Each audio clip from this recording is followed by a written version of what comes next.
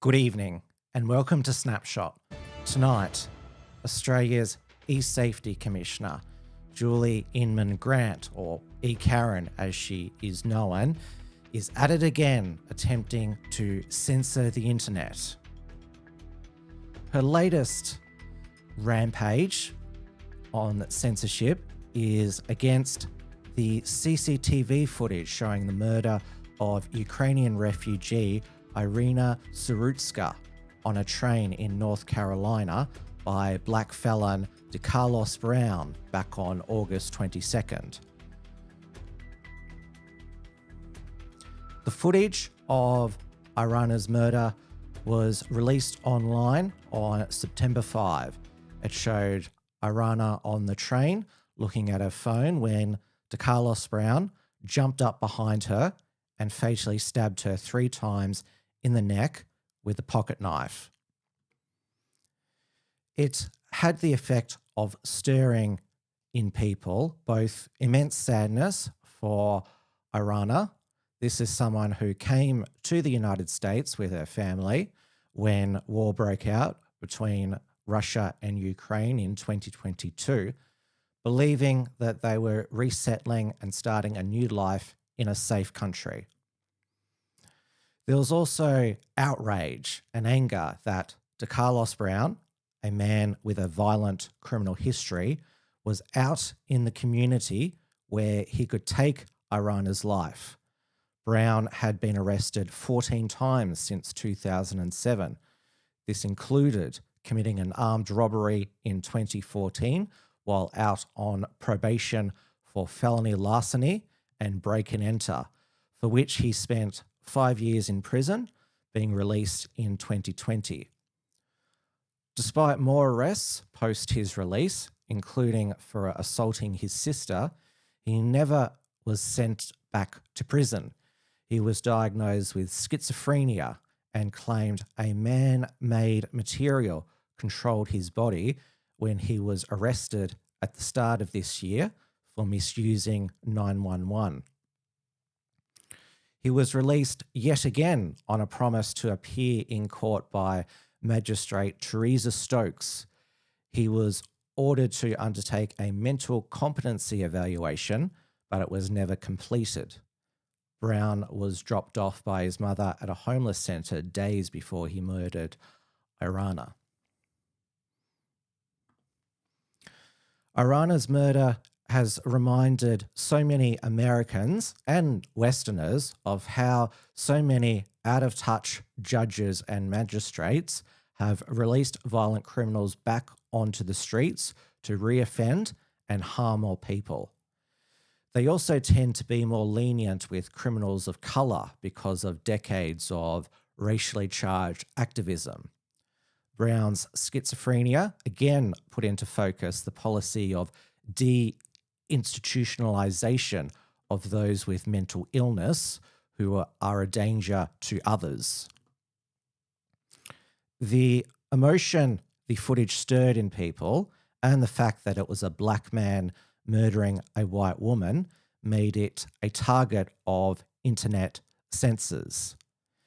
It first became known that Australia's eKaren was attempting to censor this video from the internet when Belgium nationalist activist Dries van Leeuwenhoven posted the removal notice X had been sent for his reposting of the footage of Iryna's murder.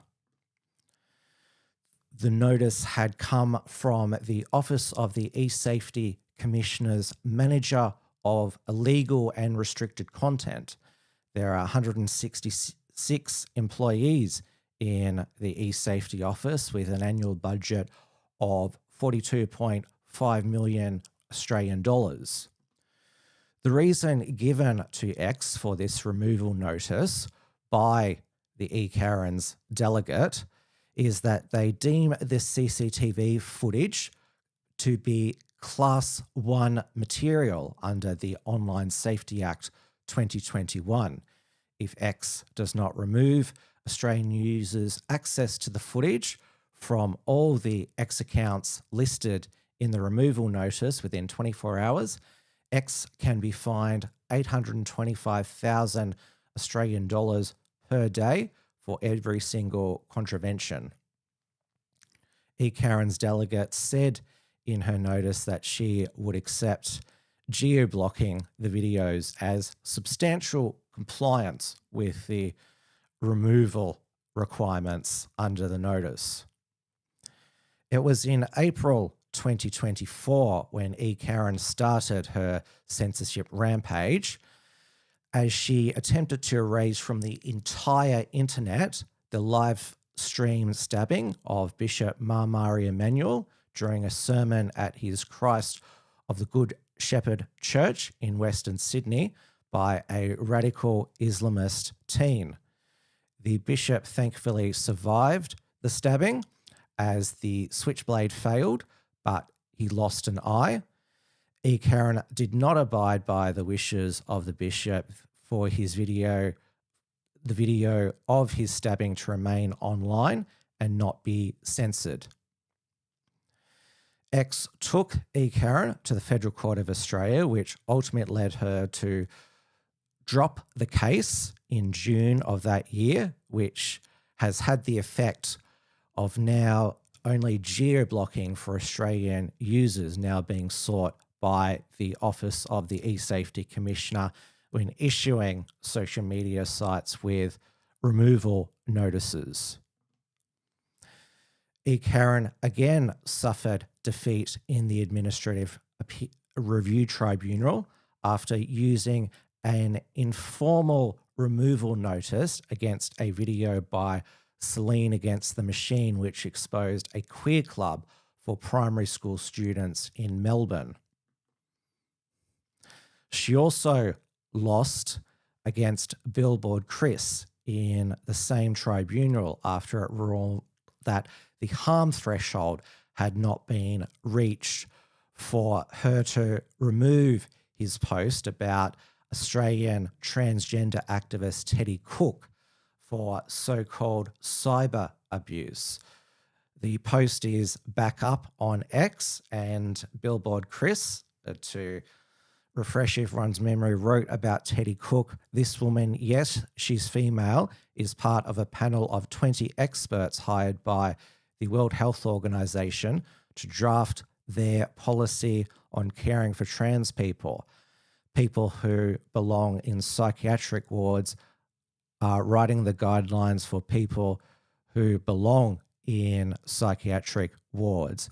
And it was a link to a Daily Mail article which said that Teddy Cook was into bondage, BDSM, and bestiality. The Free Speech Union of Australia, which supported both Celine Against the Machine and Billboard Chris, has filed another claim against the Office of the eSafety Commissioner in the Administrative Review Tribunal for her removal notice against the CCTV footage of Iryna's murder. Former federal MP George Christensen re-uploaded the footage of Iryna's murder in protest of eKaren's removal notice.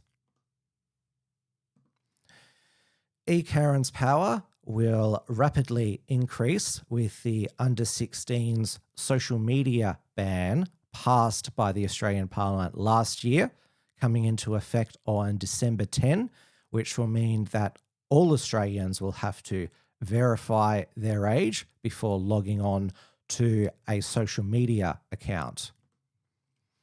The legislation, which is titled the Online Safety Amendment Social Media Minimum Age Act 2024, did ban the use of a government-issued digital ID for age verification, though at Senate estimates this week, eKaren said the legislation only bans digital ID as the only form of age verification, and social media platforms must provide alternatives for age verification of users.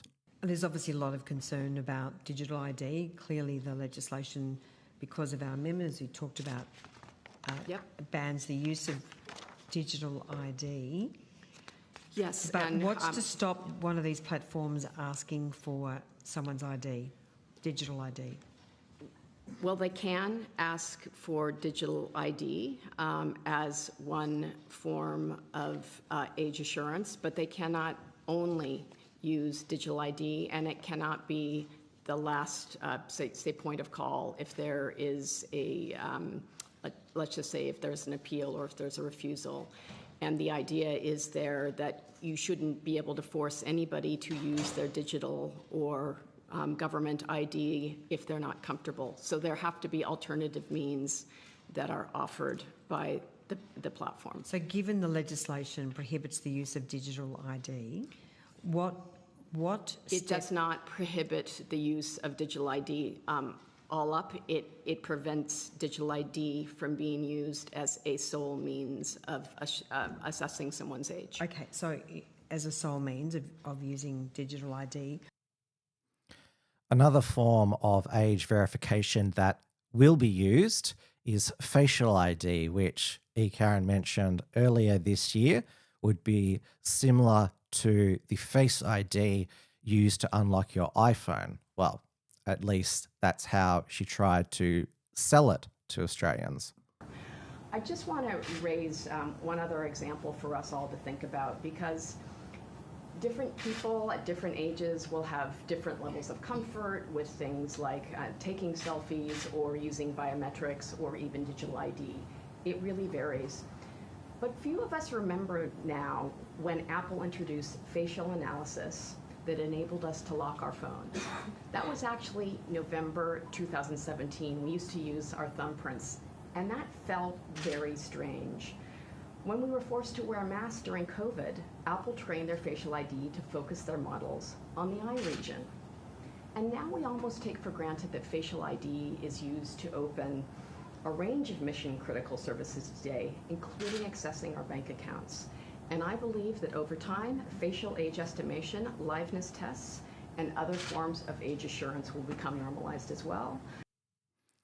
She was also asked in Senate estimates by Liberal Senator Alex Antic, who voted against the legislation, how would social media platforms store facial ID collected for age verification purposes?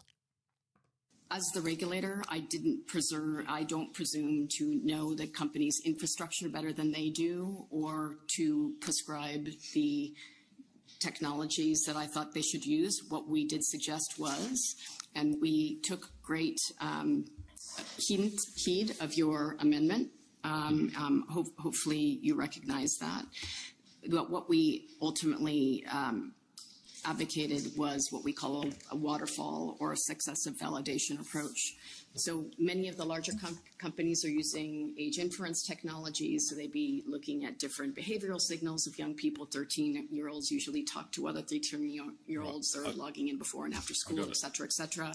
And the question is for them, what would they be layering on for a greater degree of certainty without only using either physical or digital ID as a sole means of... I got it. It's a very, very roundabout way of saying that companies may have to store, they may have to. TikTok, for example, their parent company is based in Beijing. TikTok are going to verify children, even potentially children's. But they already do, Senator, so how is this going to be different? Well, you're going to be, well, not you, but the legislation is going to be requiring that they take active steps to do that. Some do, some don't, presumably. So, and it may be there. But eKaren doesn't like you to call it a social media ban for under 16s. Instead, she wants you to call it a social media delay. Well, that's in this video she uploaded to social media, ironically, for parents to talk to their children about the upcoming ban. Sorry, I mean delay. From the 10th of December, young people under 16 will be prevented from creating and having accounts on certain social media platforms. As parents, I know the pressures and risks social media can bring. So this delay gives them time to build digital literacy and resilience before diving in. Here are 3 ways that you can help prepare them. 1, talk about it now. Start open conversations about the change. 2, find appropriate alternatives. Explore safe, age-appropriate ways to stay connected. And 3, set family goals to reduce screen time and enjoy offline activities together. This is about protection, not punishment. Visit esafety.gov.au for tools and support to help your family navigate this monumental change. Yet with 2 months to go until the under 16 social media ban comes into effect, we still don't have a complete list of social media platforms covered by the ban. Whether we will be compelled to verify our age for a Google search or to browse YouTube is still yet to be known. Polling last year showed 90% support for the idea of a social media ban for under 16s, but 80% still had privacy and security concerns about its implementation.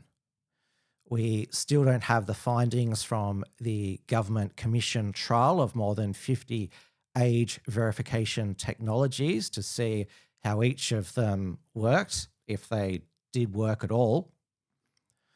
Despite all these uncertainties about whether the under 16 social media ban will actually work and will achieve the child protection goals the government claims it will bring, Prime Minister Anthony Albanese and his new communications minister, Annika Wells, still spruiked its unproven benefits to the world at the United Nations General Assembly.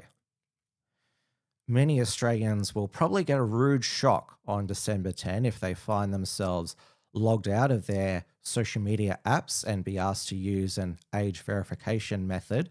Some have said they plan to circumvent age verification by using a virtual private network or VPN, and some have even said they will log out of social media completely rather than comply with digital surveillance.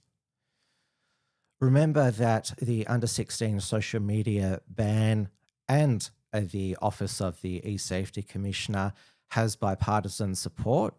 The office was created by the Abbott government in 2015, and it was the Morrison government that gave eKaren even more power through the Online Safety Act, passing in 2021, and also reappointed her into the role of E-Safety Commissioner until 2027. Stay with us as we'll continue to cover the latest in Australian internet censorship and control. I'm Tim Wilms, and that's Snapshot. I'll be at Melbourne's March for the Babies at Treasury Gardens tomorrow from 1 p.m, so come and say hi. To play us out, the eKaren's song that went viral on X last year. Good night. eKaren, she's from the USA. Works for the Aussie government, they say. She likes to censor, control what we say. But Australians are free, we won't obey. She's got rules, regulations. Thinks she can manipulate our nation. But we won't back down, no hesitation. Australians speak up, it's our foundation. eKaren, you can try, but you won't succeed. We won't be silenced, we won't concede. We've got our voices and our belief. No amount of censorship can bring us to our knees. Well, we have a range of graduated powers. There could be civil proceedings and we could take them to court, or we could fine them. Of course, the quantum of the fine would depend on the gravity of the non-compliance to really minimize the amount of content the Australians can see. She's got rules, regulations. Thinks she can manipulate our nation. But we won't back down, no hesitation. Australians speak up, it's our foundation.